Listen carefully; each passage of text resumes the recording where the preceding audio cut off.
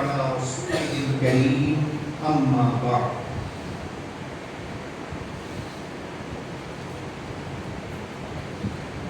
فأعوذ بالله من الشيطان الرجيم بسم الله الرحمن الرحيم وَلَنَبْلُوَنَّكُمْ بِشَيْءٍ مِّنَ الْخَوْفِ وَالْجُوعِ وَنَقْصٍ مِّنَ الْأَمْوَالِ وَالْأَنفُسِ وَالثَّمَرَاتِ وَبَشِّرِ الصَّابِرِينَ الَّذِينَ إِذَا أَصَابَتْهُم مُّصِيبَةٌ قَالُوا إِنَّا لِلَّهِ وَإِنَّا إِلَيْهِ رَاجِعُونَ۔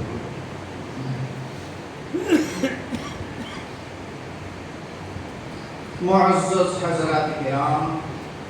آپ کے سامنے کچھ عرض کروں اس سے پہلے ایک مرتبہ ہم سب کے آقا و مولا خاتم النبیین اشرف المرسلین رحمت للعالمین حضور جناب احمد مجتبی محمد مصطفیٰ صلی اللہ علیہ وآلہ وسلم اور ان کے اہل بیت اطہار پر درود و سلام کا ہدیہ پیش کریں۔ اللہم صلی علی سیدنا وعلی آل سیدنا و مولانا محمد وبارک وسلم صلی اللہ علیہ وسلم۔ شہدائے کربلا کے واقعات، ان کی فضیلتیں، ان کی قربانیاں بہت آپ سنتے رہتے ہیں، پڑھتے رہتے ہیں، اتنی ہے کہ ساری زندگی انسان سنتا رہے مگر ان کی فضیلتوں کی انتہا نہ ہو۔ ہر سال سنتے ہیں، سال بھر سنتے ہیں، ابھی بھی آپ علماء کرام سے اہل بیت اطہار کے مناقب، ان کی تعریفیں اور ان کی فضیلتیں سماعت فرما رہے ہیں۔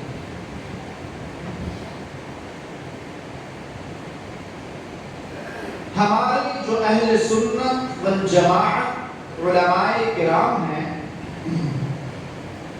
انہوں نے یہ بیان کیا ہے اور ہمارے محترم بزرگ حضرت قبلہ خطیب اعظم رحمت اللہ علیہ نے بھی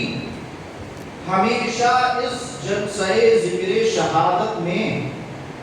اس بات کے اوپر زور دیا ہے کہ جب ہم صحابہ کرام، اہل بیت اطہار اور خاص کر واقعہ کربلا کا بیان کریں تو اس میں نہایت احتیاط برتنا چاہیے۔ کچھ جماعتیں، کچھ فرقے جو حدوں سے آگے بڑھ گئے اور نہیں معلوم انہوں نے کہاں کہاں سے روایتیں بیان کر لی اور گڑھ لی، ہمارے بزرگوں نے اس سے بھی منع کیا۔ اور کچھ بد نصیب اسی امت کے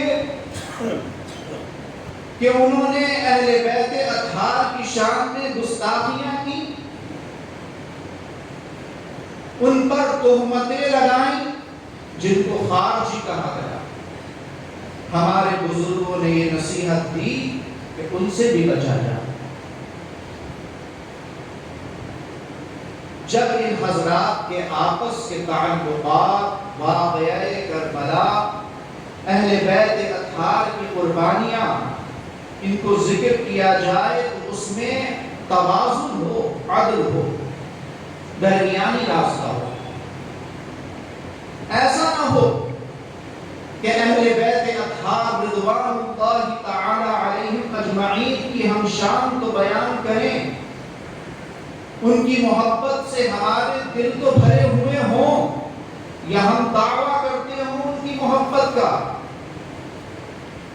لیکن وہ کیسی محبت کہ جو حضور کے صحابہ کرام میں نقص پیدا کر دے، ان میں کمیاں نکالے، وہ کیسی محبت؟ صحابہ کرام کا مقام اپنی جگہ، اور ان میں بھی 4 خلفاء جو افضل ترین ہیں، سیدنا ابو بکر، سیدنا عمر بن خطاب، سیدنا عثمان ذو النورین، سیدنا علی کے مرتضیٰ، تمام صحابہ کی جماعت کے اندر ان سب کا مقام اپنے اپنے اعتبار سے نبی کے کریم صلی اللہ علیہ وسلم نے خود بیان کیا۔ آپ حیرت کریں گے کہ جب آپ حدیثوں میں تعریفیں پڑھیں حضرت ابو بکر صدیق رضی اللہ تعالی عنہ کی تو حیرت ہوتی ہے، اور ایسا محسوس ہوتا ہے کہ ان سے افضل کوئی صحابی ہی نہیں۔ حضور کے بعد سب سے افضل بس وہی ہے، افضل البشر بعد الانبیاء بالتحقیق امیر المؤمنین ابی بکر الصدیق۔ جمعے کے خطبوں میں یہ پڑھا جاتا ہے کہ انسانوں میں انبیاء کے بعد سب سے افضل جو ہستی ہیں وہ سیدنا ابو بکر صدیق رضی اللہ تعالی عنہ، اور ہے بھی بے شک۔ جب آپ حدیثوں کے اندر تعریفیں پڑھیں حضرت عمر بن خطاب کی تو محسوس ہوتا ہے کہ ان سے افضل، ان سے چہیتا نبی کے کریم صلی اللہ علیہ وسلم کی نظر میں کوئی۔ اسی طرح جب آپ مناقب اور تعریفیں پڑھیں حضرت عثمان ذو النورین کی تو معلوم ہوتا ہے کہ حضور خود ان کا ادب اور احترام فرماتے ہیں، وہ سب سے افضل معلوم۔ اور جب مناقب اور تعریفیں پڑھیں سیدنا علی مرتضیٰ کرم اللہ وجہہ کی تو معلوم ہوتا ہے کہ ان سے افضل اس روئے زمین پر حضور کے بعد کسی کی ہستی گرامی ہے۔ بہرحال کہنے کا مقصد یہ ہے جو ہمارے اہل سنت والجماعت علماء نے بیان کیا ہے کہ تمہاری سوچ، تمہاری فکر اور جو تم رائے قائم کرو، جو تمہارا عقیدہ ہو، اس کے اندر نہ زیادہ ادھر کو جھکاؤ ہو نہ ادھر کو جھکاؤ ہو، بلکہ دونوں کے بیچ سے درمیانی راستہ نکالنے کی کوشش کرو، اور یہی ہمارے بزرگوں نے کیا۔ واقعہ کربلا یہ ایک بہت بڑی تاریخ ہے، اور اس کی جڑیں جو ہیں وہ بڑی دور سے چلتی ہوئی آ رہی تھی۔ یہ واقعہ کوئی ایک دن میں رونما نہیں ہوا،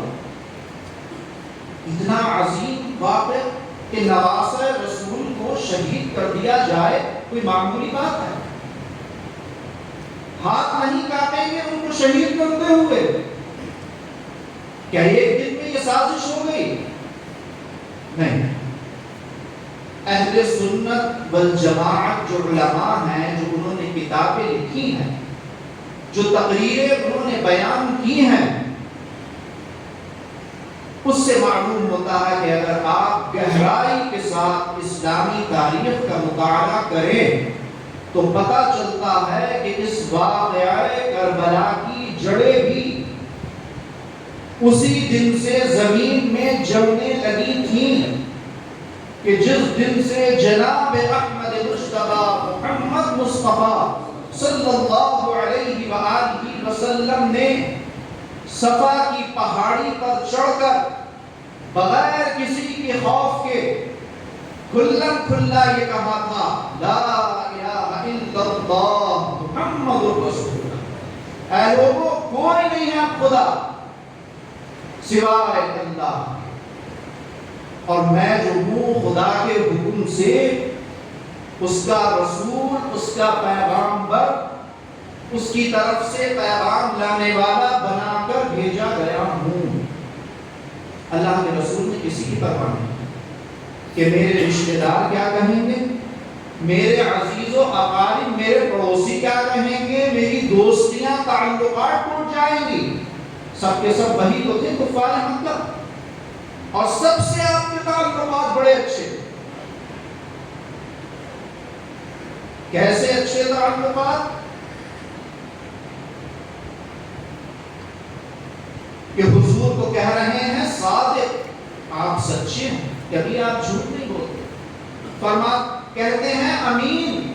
آپ نہایت امانت دار ہیں، ہم نے آج تک جو بھی امانت آپ کے پاس رکھی آپ نے جو کی تو ہمیں ہمیشہ ویسے ہی لوٹا۔ بڑے سچے ہیں، بڑے امانت دار۔ تو اس سے معلوم ہوتا ہے کہ اس وقت کہ جب تک کہ حضور نے کلمہ توحید کو بلند نہیں کیا تھا، سب آپ کو مانتے تھے، سب آپ کے کردار کے معترف تھے، سب آپ کے آگے سر جھکاتے تھے اور اپنا محترم آپ کو مانتے تھے۔ جھگڑے کی بنیاد کہاں سے شروع؟ جھگڑے کی بنیاد وہیں سے شروع ہوئی کہ جب باطل کے آگے، ظلم کے آگے کلمہ حق بلند کیا گیا، لا الہ الا اللہ محمد رسول اللہ۔ بس جس دل سے حضور نے یہ کہا اور اللہ کے کرم سے لوگ آپ کے ساتھ آتے گئے اور طاقت اسلام اور مسلمانوں کی بڑھتی گئی، اسی قدر رفتہ رفتہ آہستہ آہستہ اسلام دشمنی بھی کبھی کبھی کھل کر اور کبھی کبھی سازشوں کی شکل میں چھپ چھپ کر پنپنے لگی۔ مگر چونکہ رسول اللہ کی برکت، آپ حیات، آپ کی ذات بابرکت کے ذریعے اللہ تعالی رحمتوں کا نزول فرما رہا ہے، آپ کے صحابہ اپنی جانوں پر کھیل رہے ہیں اور اسلام کو پروان چڑھا رہے ہیں، وسعت دے رہے ہیں، تو چلتی تو تھیں ان کی سازشیں کبھی کبھی، مگر اللہ کا کرم یہ ہوا کہ کوئی بھی ان کی سازش حضور کے جیتے جی ایسی کامیاب نہیں ہوئی کہ جس سے خدا نخواستہ وہ مقصد جو نبی کے کریم صلی اللہ علیہ وسلم لے کر آئے تھے وہ مقصد رک جاتا۔ ایسا نہیں تھا۔ حملے کرتے تھے مسلمانوں کے اوپر، سازشیں کرتے تھے، وقتی طور پر حضور پر اور حضور کے صحابہ پر اور حضور کا جو مشن تھا اس پر اثر بھی پڑتا تھا، لیکن وہ مشن بحمد اللہ مٹ نہ سکتا، پھر کھڑے ہو جاتے تھے اللہ کا نام لے کر اور پھر اسلام کی تبلیغ و اشاعت شروع کر دیا۔ یہ برکتیں تھی جناب نبی کے کریم صلی اللہ علیہ وسلم کی کہ آپ کے اور آپ کے صحابہ کے پاس کچھ خاص ہتھیار نہیں، تعداد میں بھی کم، لیکن اللہ نے آپ کے مشن کو فیل نہیں ہونے۔ اور یہاں تک کہ یہ سورت، یہ مبارک آیت نازل ہوئی، اذا جاء نصر اللہ والفتح ورأيت الناس يدخلون في دين الله افواجا فسبح بحمد ربك واستغفره انه كان توابا۔ اے رسول معظم صلی اللہ علیہ وسلم، ہم نے جس مقصد اور جس مشن کے لیے آپ کو دنیا میں بھیجا تھا وہ مشن پورا ہو گیا، مکہ فتح ہو گیا، بس آپ اب اپنے رب کی طرف متوجہ ہو جائیں، اب آپ کے جانے کا دنیا سے وقت قریب آ۔ تو اس صورت سے معلوم ہوتا ہے کہ باوجود سازشوں کے، دشمنیوں کے، اللہ تعالیٰ نے اس عظیم مشن اور مقصد کو پورا کیا جو جناب نبی کے کریم صلی اللہ علیہ وسلم اس زمین پر لے کر آئے۔ بہرحال حضور دنیا سے تشریف لے جاتے ہیں اور آپ کے بعد حضرت ابو بکر صدیق رضی اللہ تعالی عنہ مسند خلافت پر بیٹھتے ہیں۔ بڑے امن و امان کا دور، ابھی ابھی دور نبوت ختم ہوا ہے، اللہ کے رسول کو تشریف دنیا سے لے جائے ہوئے کچھ ہی عرصہ گزرا ہے، تو ساری باتیں، سارا نظام بالکل چست درست، اور حضرت ابو بکر صدیق کی مضبوطی، ساری باتیں صحیح چل رہی ہیں، امن و امان ہے سلطنت کے اندر، فتوحات بھی ہو رہی ہیں، لیکن جو دشمن ہوتا ہے، عیار ہوتا ہے، اگر وہ سامنے والے سے ہار جاتا تو عیار دشمن اپنے ذہن میں یہ بات طے کر لیتا ہے کہ ٹھیک ہے، ہم ابھی تو ہار گئے، پسپائی ہو گئی ہماری، لیکن اس وقت اپنے پروں کو سمیٹ لو، اپنے پنجوں کو دبا لو، آگے دیکھیں گے اگر کبھی وقت ملے گا، ہمیں موقع ملے گا تو پھر ہم ان سے بدلا لیں گے۔ چنانچہ حضرت ابو بکر صدیق رضی اللہ تعالی عنہ کے دور خلافت میں وہ اسلام کے دشمن کہ جو دکھاوے کے طور پر مسلمان بن گئے تھے، مگر اندر سے مشرکین ہی، مکے کے مشرک یعنی منافق تھے، انہوں نے فتنہ کھڑا کیا۔ حضور کے بعد تاریخ میں جو سب سے پہلا فتنہ پڑھنے یا سننے کو ملتا ہے وہ یہ ملتا ہے، اور انہوں نے چپ کے لوگوں کو یہ بہکانا شروع کیا کہ ارے میاں یہ کیا طریقہ ہے کہ سال بھر کمائیں ہم، محنتیں ہم کریں، جائز حلال پیسہ روزی ہم حاصل کریں، اور سال بھر میں 2.5% نکال کر بیت المال میں جمع کر دیں یعنی زکات دے دیں، یہ کون سا انصاف ہو؟ ہم خود جتنا چاہیں اللہ کے غریب بندوں میں تقسیم کریں گے، ہم اپنے مال کے مالک ہیں، یہ خلیفہ ہمارے اوپر اتنا کیوں زور ڈالتے ہیں زکات کی ادائیگی؟ چپ کے یہ سازش شروع۔ حضرت ابو بکر صدیق رضی اللہ تعالی عنہ کو کچھ خبر نہیں، مگر یہ سازش بڑھتے جب اتنی بڑی کہ کھل کر سامنے آ گئی، اور ان منافقوں کی دیکھا دیکھی کچھ مسلمان بھی اس میں شامل ہونے لگے، یا وہ منافق مسلمانوں کو بھی بہکانے لگے، تو حضرت ابو بکر صدیق رضی اللہ تعالی عنہ حرکت میں آئے، ایکشن میں آئے، ارے اتنی بڑی سازش پنپ گئی اور ہمیں خبر بھی نہیں۔ مسلمان امت زکات کا انکار کرنے لگی کہ زکات نہیں دیتے، یہ تو اسلام کے ارکان میں سے ایک رکن ہے، یہ کیسے ہو سکتا؟ تو آپ کے حالات میں آتا ہے کہ فرمایا کہ میں کھلی تلوار لے کر، ننگی تلوار لے کر مقابلہ کروں گا ان سب لوگوں کا کہ جو زکات کا انکار کریں۔ حضرت عمر بن خطاب رضی اللہ تعالی عنہ جیسے جلیل القدر، مضبوط، نڈر، غصے ناک صحابی رسول، وہ بھی گھبرا اور کہنے لگے اے امیر المؤمنین یہ مت کہیے کہ میں قتل کروں گا، سمجھائیے لوگوں کو۔ تو فرمایا ہاں سمجھاؤں، لیکن اگر چوچرا کری یا ناکانی کری تو یہ تلوار ہوگی اور اس کی گردن ہوگی۔ ایک حد تک سمجھاؤں گا، لیکن نبی کے کریم صلی اللہ علیہ وسلم جو دین چھوڑ کر گئے ہیں اور جس کی ذمہ داری ہمارے کاندھوں پر ڈال کر گئے ہیں، اسی کے پلر اور کھمبے کو اپنے سامنے گرتا ہوا دیکھوں یہ مجھ سے برداشت نہیں۔ حالات میں آتا ہے کہ ایسا نازک وقت تھا کہ پہچان نہیں ہوتی تھی کہ کون اپنا ہے کون پر ہے، کون مسلمان ہے اور کون منافق ہے، سب مل گئے تھے۔ چنانچہ صبر و عزم کا پیکر بن کر، پہاڑ بن کر حضرت ابو بکر صدیق اور حضرت عمر بن خطاب رضی اللہ تعالی عنہ نے یہ بیڑا اٹھایا، لوگوں کو سمجھانا شروع کیا، جو نہیں مانتا تھا اس کو قتل کرتے تھے۔ بالآخر اللہ کا یہ کرم ہوا کہ لوگوں کے دل میں ڈر بھی پیدا ہوا، خلیفہ کی عظمت بھی قائم ہوئی، اور جو بھی منکرین زکات تھے وہ خاموش ہو گئے، دب گئے، یا انہوں نے مدینہ منورہ شہر بھی چھوڑ دیا اور دور دراز کہیں چلے، اور مدینے کے اندر اسلامی سلطنت کے اندر امن و امان قائم۔ اچھا، جب دیکھیں آپ سیرت کو حضور کی اور حضور کی زندگی میں جو فتوحات ہوئی، تو اس میں ہمیں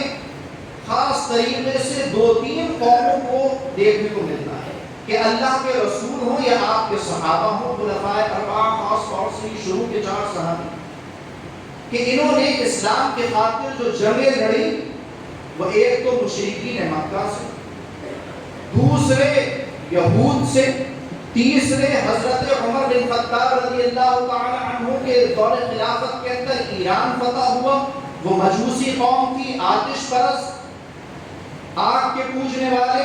ان سے بہت بڑا معرکہ ہوا حضرت عمر کا۔ تو یہ 2-3 قومیں دنیا کے اندر ایسی رہی ہیں کہ بڑے مقابلے ہوئے ہیں اسلام کے ان سے۔ عیسائیوں کی جب بات آتی ہے اور ہم دیکھتے ہیں عیسائی سلطنتوں کو، چاہے وہ نجاشی ہوں کہ جو ایمان لے آئے تھے اللہ کے رسول کے اوپر، کبھی ملاقات نہیں ہوئی تھی، مگر نبی کے کریم صلی اللہ علیہ وسلم نے جب اپنا خط بھیجا اور اسلام کی دعوت اس میں لکھ کر بھیجی، تو اللہ نے اس بادشاہ کے اوپر ایسا کرم کیا کہ اس کا دل پگھل گیا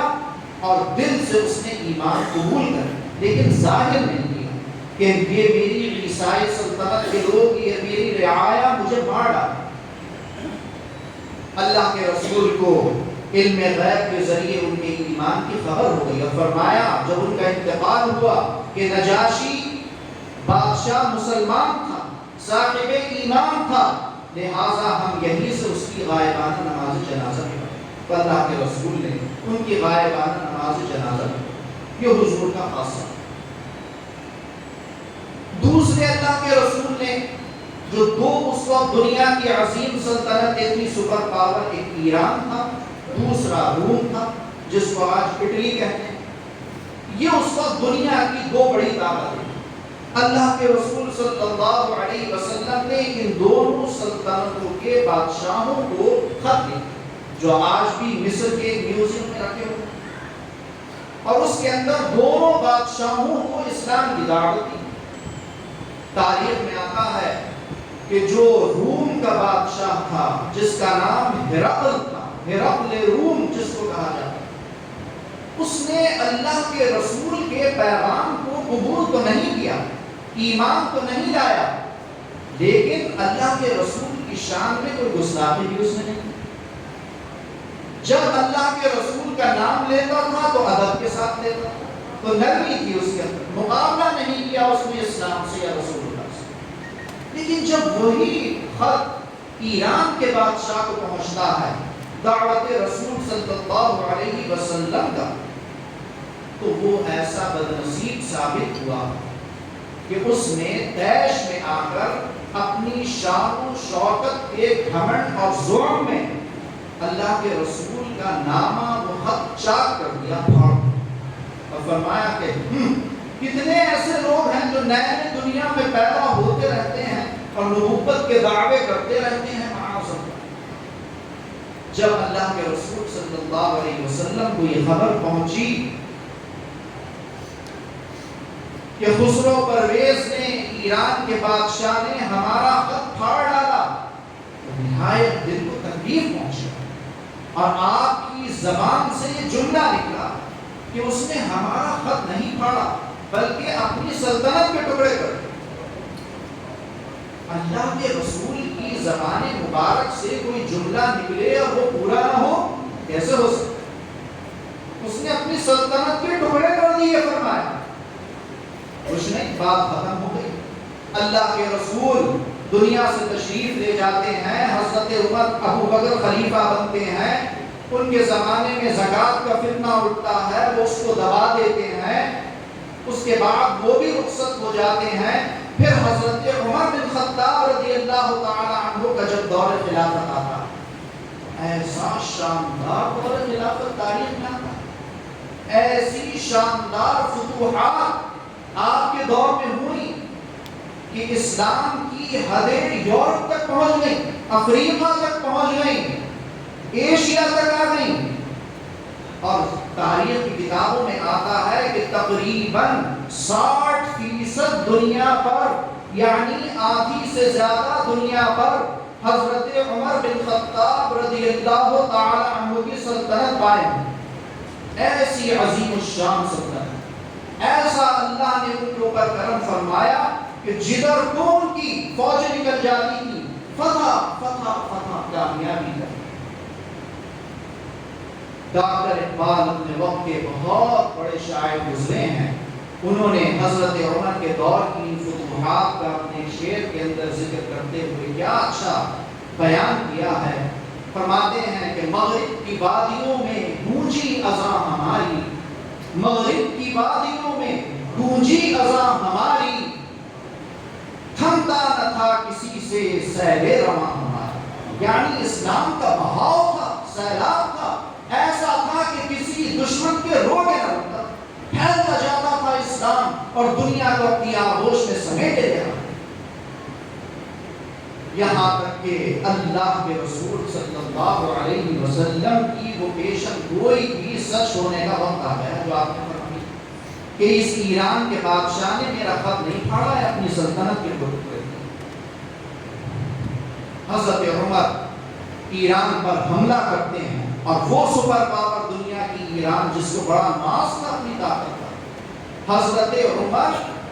شان و شوکت کے ساتھ اس کو فتح کرتے ہیں اور اسلامی سلطنت کا جھنڈا وہاں پر لگاتے ہیں اور اس کو اسلام کی عظیم سلطنت کا حصہ ہے۔ تاریخ کی کتابوں میں یہ آتا ہے کہ وہ قوم چونکہ بڑی پڑھی لکھی قوم تھی، ایرانی قوم، بڑے لائق لوگ تھے، دنیا کی عظیم طاقت تھے اس وقت جیسے آج امریکہ ہے، تو بڑے عیار بھی دماغ سے کھیلتے۔ تو ایک جنرل تھا ان کا جس کا نام تھا ہرمزان، بڑا طاقتور جنرل تھا ایران کا۔ حضرت عمر نے فرمایا کہ اس کو پکڑ کے لاؤ، وہ ہے اصل مجرم، جب تک وہ قابو میں نہیں آئے گا صحیح معنی میں ایران فتح نہیں ہوگا۔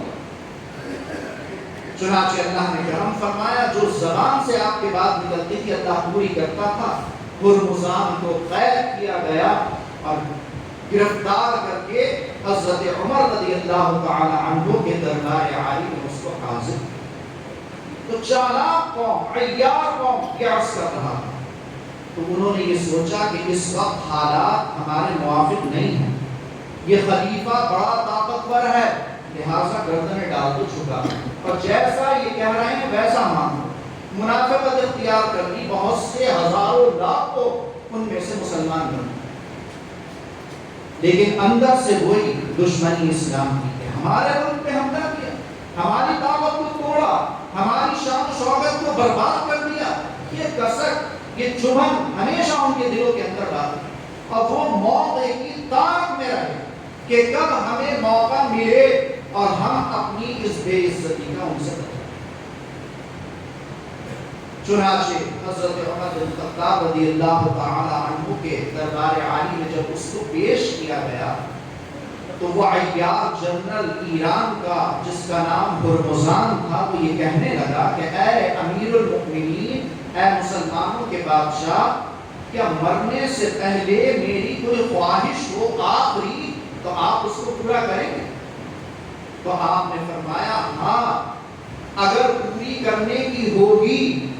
اللہ اور اس کے رسول کے حکم سے ٹکرانے والی نہیں ہوگی تو تیری ہر خواہش کو پورا کرو، بس خدا اور اس کے رسول کے حکم سے کوئی ٹکرانے والی بات نہ ہو، باقی کچھ بھی ہو۔ تو اس نے کہا اچھا، میری آخری خواہش یہ ہے کہ مجھے پانی پلوا دیجیے، میں پانی پینا چاہتا ہوں۔ حضرت عمر کو بڑی حیرت ہوئی کہ یہ تو بڑی معمولی بات ہے۔ فرمایا پانی لے کر آؤ، اس کٹورے میں پانی لایا۔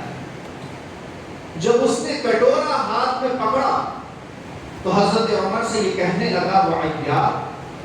کہ آپ ایک وعدہ کریے مجھ سے۔ فرمایا کیا؟ کہا کہ جب تک میں یہ پانی نہیں پی لوں گا آپ مجھے قتل نہیں کریں گے، گارنٹی دیجیے مجھے اس بات۔ حضرت عمر نے فرمایا ہاں بالکل، آرام سے تو پانی پی، جب تک تو یہ پانی نہیں پیے گا ہم تجھے قتل نہیں کریں گے۔ عیار تھا، منافق تھا، کٹورا زمین پر پھینک اور وہ پانی زمین میں چوس لیا، جذب ہوتا ہے، اور پھر کہنے لگا کہ آپ نے زبان دی ہے مجھے کہ جب تک میں یہ پانی نہیں پی لوں گا، یہی پانی جو گرا ہے، جب تک آپ مجھے قتل نہیں کریں گے۔ اب بتائیے مجھے قتل کریں گے؟ زبان سے پھر سکتے ہیں آپ، بڑے زبان کے پابند ہیں۔ تو اب یہاں پر لکھنے والے مختلف طرح کی باتیں لکھتے ہیں۔ کچھ لوگوں نے یہ بھی لکھا ہے اختلاف رائے کے طور پر کہ حضرت عمر جیسا مدبر ان کو چاہیے تھا کہ ہرگز اس کی عیاری میں نہیں آتے، وہ مکاری کر رہا تھا اور فوراً اس کو قتل کر دیا جاتا۔ مگر اہل سنت والجماعت کے جو لوگ ہیں انہوں نے کیا بیان کیا؟ انہوں نے بیان کیا ہے کہ حضرت عمر کی خودداری، ان کی مروت، شرافت، ان کی غیرت، حیا، یہ ان کے آڑے ہیں کہ ہاں